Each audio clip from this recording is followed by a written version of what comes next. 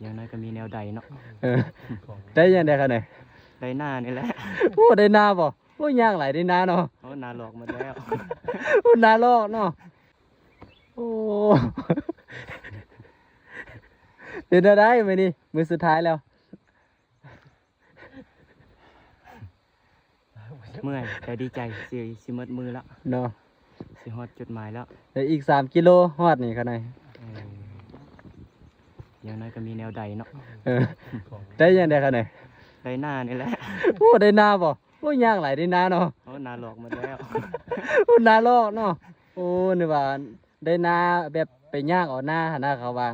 ได้หน้าหลอก เนาะได้นาลอกเนาะ อืม จักรู้ต้องมาลองมื้อนี้ มาลองเด้อครั้งแรกในชีวิต เออ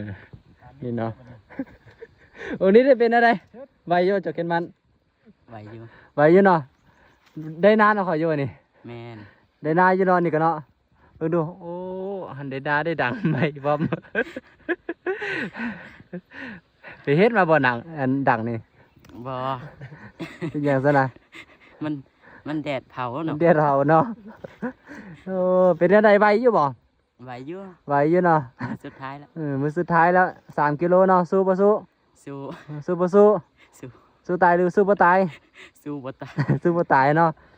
โอ้ตีนนี่ดีแล้วเนาะคนไหนเนาะโอ้นี่ ดีแล้วเมื่อกี้นี่ไปสะดุดมันยังเจ็บเลยมันหนังมัน ครั้งแรกของเพิ่นนี่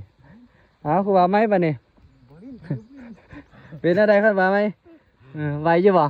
ไว ไหวอยู่เนาะ ยิ้มได้อยู่ ได้อยู่เนาะเป็นจะได้ดีแล้วบ่ตีนเปลิ้นออกทั้งสองข้างนี่ ใครหลายเติม ออกเป็นแผ่นบ่ได้นี่เนาะ โอเคแล้ว โอเคแล้วเนาะแต่ก็ยังใส่เกิบอยู่เนาะ ยิ้มได้แล้วยิ้มได้แล้ว เอายิ้มได้เอาสู้ๆหัวหน้าใหญ่เฮาได้เป็นอะไร ฮอดแล้วนะ เป็นอะไรวะ เฉย หัวหน้าใหญ่เฮาเป็นอะไร ๆก็ถือว่าสมควร เนาะ หันจบงานนี้ก็คือสิมันบ่เกิดแล้ว หาย่างมานี่จักมื้อแล้วกันไหน โอ้ยจักมือเลย10ปลายเนาะ วัน12มื้อเนาะตั้งแต่วันที่22มื้อนี้วันที่24 ถือว่ามื้อนี้ฮอดเส้นชัย ฮะ ก็เข้าไปกราบพระศักดิ์สิทธิ์อยู่คำคุณนาแล้วก็หลังจากนี้ก็สิคือว่าหั่นแหละบ่